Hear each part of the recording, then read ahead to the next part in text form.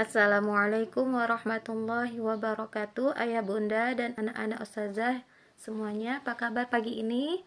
Insya Allah pagi ini ustazah akan menjelaskan materi pembelajaran kita di hari Selasa 12 Sya'ban 1441 Hijriah atau bertepatan dengan 12 April 2020 Masehi.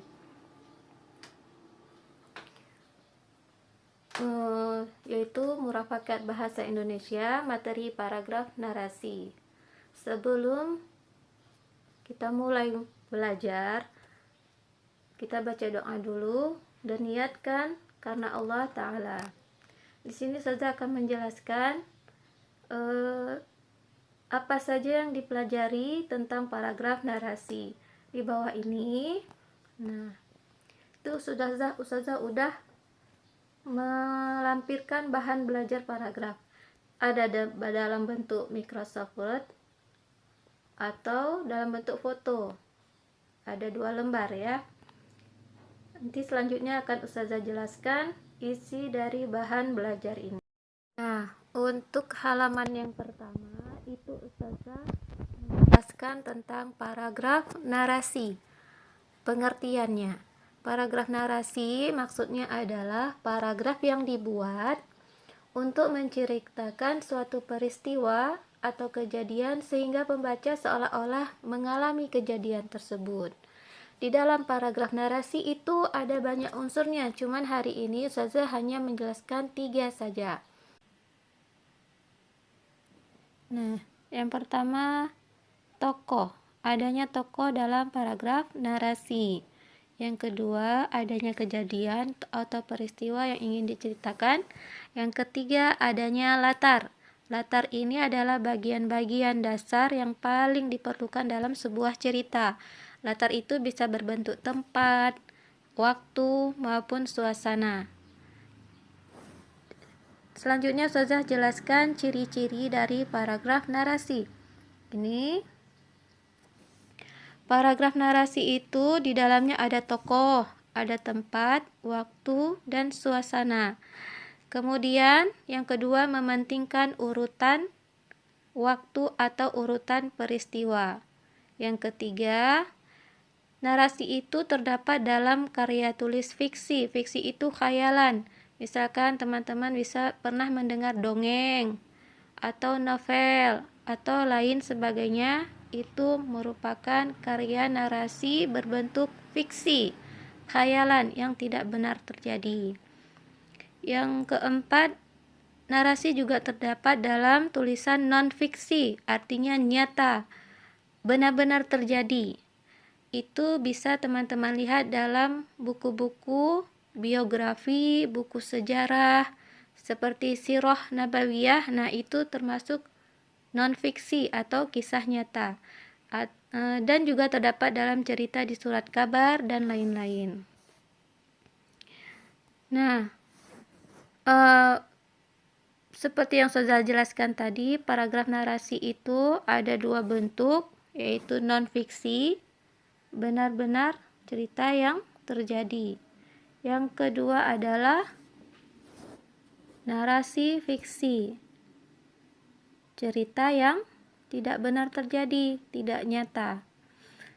Tujuan membuat cerita fiksi adalah supaya pembaca merasa terkesan, tertarik, dan seakan-akan hanyut dalam cerita tersebut. Nah, ini saya sudah lampirkan satu contoh paragraf narasi berbentuk non-fiksi. Apa tadi non-fiksi? Ya, cerita nyata, benar-benar terjadi. Ini kisah sahabat Nabi yang bernama Safinah. Safinah Maula Rasulullah Sallallahu Alaihi Wasallam. Nah, ini teman-teman baca kisahnya. Mohon bantuan ayah bunda untuk menyimak Ananda dalam membaca kisah ini. Kita lanjut ke halaman. Nah, di halaman yang kedua ini Ustazah menjelaskan tentang isi dari contoh paragraf narasi yang di atas. Nah, yang nomor 1 menyebutkan judul cerita.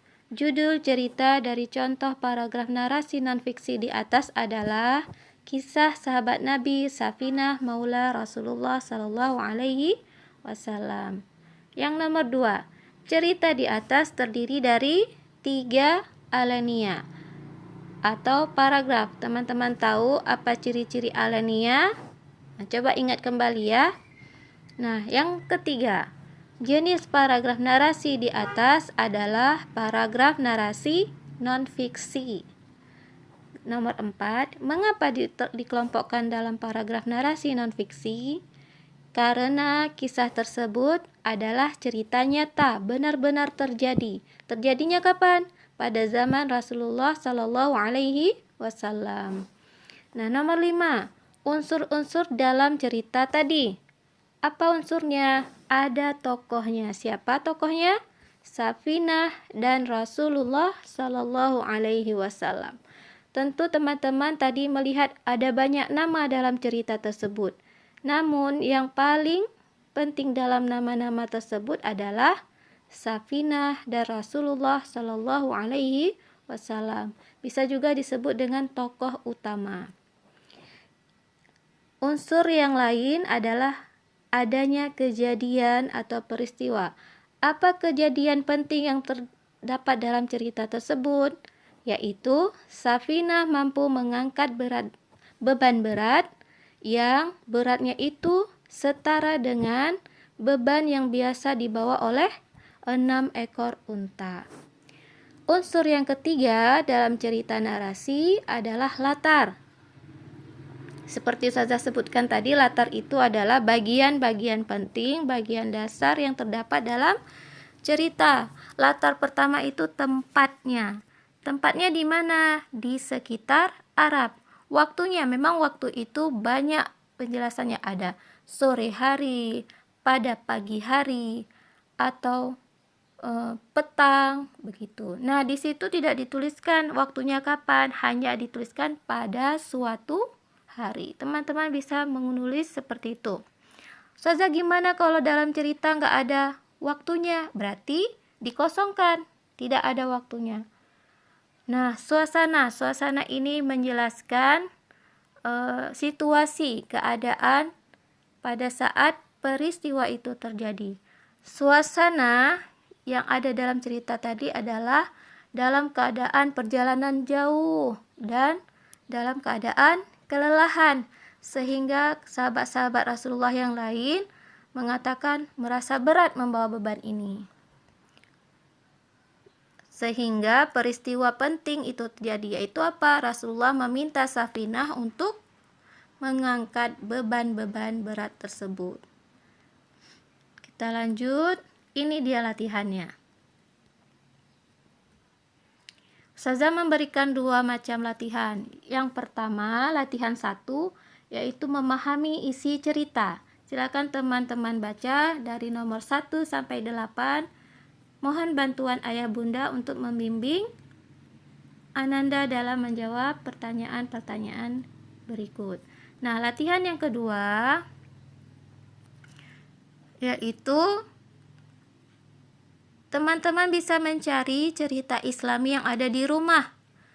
Nggak usah panjang-panjang, yang pendek saja seperti yang Ustazah sampaikan tadi, minimal 3 paragraf.